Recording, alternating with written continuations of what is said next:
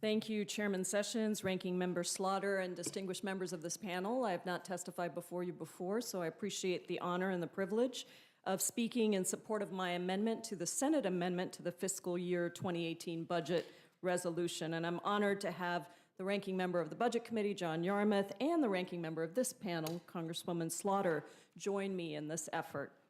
Mr. Chairman, you may know that when we considered this resolution in July in the Budget Committee, my colleagues and I offered 28 different amendments. The amendments that we offered were meant to help set a course away from a path that we believe would be highly detrimental to the American public and to working families. And we offered amendments on a broad range of issues that were important to our communities and families, and everything from protecting our communities from the effects of climate change, preserving health care, investing in public health, research and diplomacy, and investing in our nation's workforce and infrastructure. Perhaps not surprisingly in this environment, not a single one made it through. Sadly, Mr. Chairman, this budget resolution, we feel, is based on the same faulty assumptions as the bill that came through committee. And they include assuming that the repeal of the Affordable Care Act happened and that an unrealistic economic growth of 3% would prevail.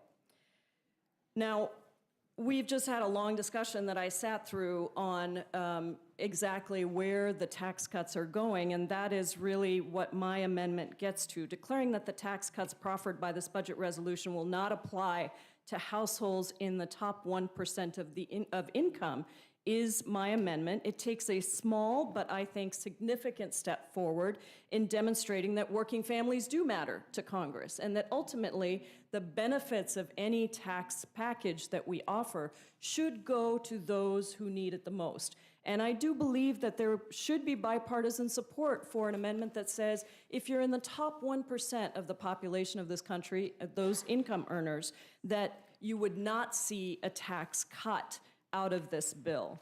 Mr. Chairman, I believe that putting the interests of corporations and the wealthiest ahead of working families does not get us to a sustainable economy. And there were many examples offered. One was around President Kennedy. That rate went from 91%, that was the top marginal rate at the time, down to 65%. That was the cut that he proposed. Today's top marginal rate is 35%. But I wanted to give you another example, which is earlier this summer, the Republican-dominated Kansas legislature was forced to roll back its own 2012 cuts. In fact, a recent Brookings Institution analysis found that the tax cuts resulted in, and I'm quoting here, an anemic level of revenues which led to ballooning shortfalls, causing significant cutbacks in vital programs such as Medicaid, education, temporary assistance for needy families, court funding, and infrastructure. And if you look at what happened in Kansas, Kansas cut income taxes, and it was the same proposition that if you cut these taxes for the wealthiest and for corporations, you would somehow end up with a burgeoning economy. But here's what happened. The top rate in Kansas went from 6.4% to 4.9%. Kansas eliminated taxes almost entirely on pass-through income, and that was supposed to attract new businesses. It was supposed to boost school and local government funding. And then the idea was that eventually you would actually bring income tax rates all the way down to zero, essentially eliminate them. But what happened? What happened was battles over less and less revenue in Kansas. There was about a $700 million drop-off. Job growth lagged behind the national average, behind the neighboring states, and rating agencies downgraded Kansas. And so it became extremely difficult, and this now what we've seen is a rollback of those tax cuts. So this budget resolution, I believe, will lead us into the same hole, and yet we know that this only gives the majority license to call for further cuts to critical programs. So I just wanted to highlight again the statistics that Mr. Hastings offered during his comments in the last debate. 80% of the tax cut would go to the top. This is based on what we know. I understand we don't have everything in front of us. But 80% of the tax cut would go to the top 1% by 2027. The average tax cut for the top 1% in 2027 would be $207,000. And for millionaires, the tax cut would provide $230,000 a year. For the top 1/10 of 1%, that would be $1 million a year. And 42 million middle-class households would face a tax increase. I represent a district that is actually incredibly fortunate economically. We have a lot of millionaires and billionaires. We have a lot of people who have done very well for themselves. And when I was in the state Senate, we actually had put forward a bill that had the support of people like Bill Gates Sr., some of the wealthiest people in the country who said, we would like to pay our fair share. We would like to make sure we invest back into the communities where we're living. And I believe that there are many people in the top 1% who would agree with this amendment and would say, yes, please, House of Representatives, please do your job. Make sure that the tax cuts do not go to the top 1%.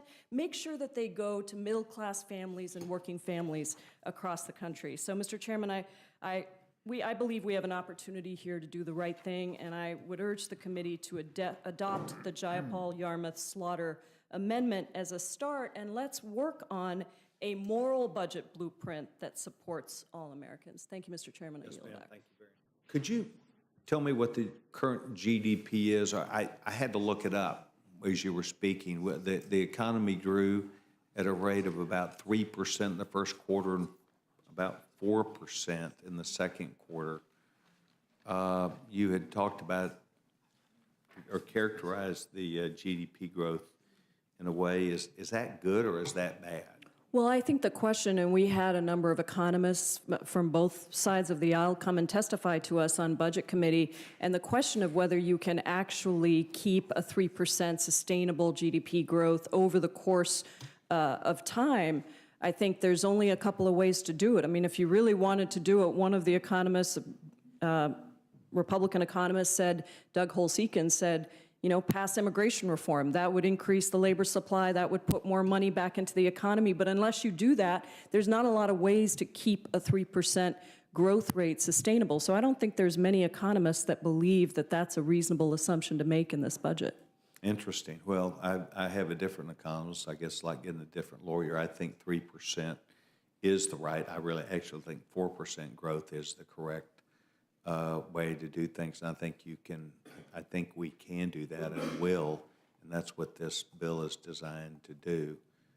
I just felt like there was some advice you had for us, like maybe 3% was not so great. I do have advice. It's let's find a different way to invest in our economy. I don't believe that the tax cuts and the trickle-down economic theory that we have practiced before, that we've seen in Kansas, is going to lead us to the result that I think many of us might want for our states and for our populations. Why would you assume Kansas when we could look at California or New York or Illinois or other states? Excuse me, Mr. Chairman. Kansas is the most recent example, I think, of putting into practice what this bill and what this philosophy would try to get us to. It's the most recent example of that, and it's a place that, again, is not a democratically controlled state. This is a Republican-controlled state.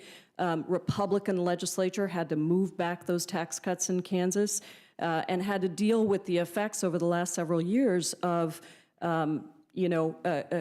assumptions that were faulty. There were a lot of interesting assumptions there that by cutting taxes and giving most of it to the wealthiest and to the biggest corporations that you would generate growth, right? That's the basis of this assumption. And I think Ms. Cheney is right when she says there are different approaches, different philosophies around this. But I would say that ultimately, we believe that if you invest in regular working families, they will be able to stimulate the economy versus putting all of the money into the top 1%, the wealthiest corporations, and asking them to turn around and reinvest that. As Mr. Yarmouth said, that only happens in very specific circumstances. That's not the circumstance we have right now. Well, but we're not putting all the money. So well, that's the fallacy to your argument. We're not putting all the money. We're putting the money and going to spread that money out. Once again, I know there's a variance this afternoon about how much people are going to pay, but the average family would receive a $4,000 tax rebate. Mr. Chairman, that's not your facts. I get that. That's directly out of Diane Black. Well, I'd love to see an actual score on this. I hope that we have 2 weeks to look at whatever bill comes forward. I hope that we have a chance to really assess and analyze so that we can have, an objective score that we could look at, and let's see. I mean, if that is the case, then perhaps Mr. McGovern and I and others will look at the bill differently. But what we have in front of us, and I'm on the Budget Committee. I sat through all the discussions on the Budget Committee. I'm the vice-ranking member there. What I have seen and what has been articulated is this, and I'll just read it again. 80% of the tax cut goes to the top 1%. That's correct. Average tax cut for the top 1% is $207,000 a year. Average tax cut for those making at least $1 million is $230,000 a year. And the average tax cut for the top 1/10 of 1% is $1 million a year. Mr. Chairman, I don't actually believe that the American people think that that is a good deal for them, and we'll find out, certainly. We'll find out, but that was not the point. The point was how much are the average American families going to get? That was the statement. You referenced what was going to be given back to top 1%. I'm talking about the average American family. Let's just assume, Mr. Chairman, that your assumption No, of it's not my 6,000. assumption. It came from Diane Black.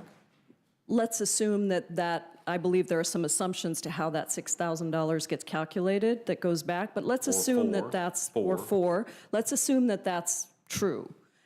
Are you saying that you think it's appropriate that the average American would get a $4,000 tax cut and somebody earning the top 1/10 of 1% would get $1 million? That's your belief is that if we're going to invest a bunch of money into some place, we should invest it into millionaires and not into working people, because you have much more faith in the millionaires than you do in the working people. Well, that's what I would take from that. Well, I'll just tell you point blank, I believe in the free enterprise system. I watched after we raised taxes, there was zero GDP growth for the next year, and we suffered mightily.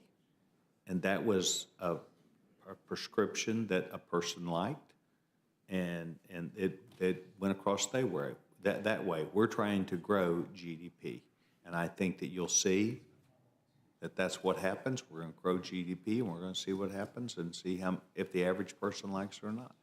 I'm simply taking the testimony. I'm not trying to make this up myself. I'm taking testimony. I was asking you about your testimony, and I would simply say back, I think a 4% growth is, or 3% in this case, you think is non-sustainable. I think it's what we're aiming for. I appreciate that, Mr. Chairman. I'll just tell you, three economists came and testified to us, and I don't think a single one said that they thought it was, and these are witnesses from the majority and the minority together. Thank you, Mr. Chairman.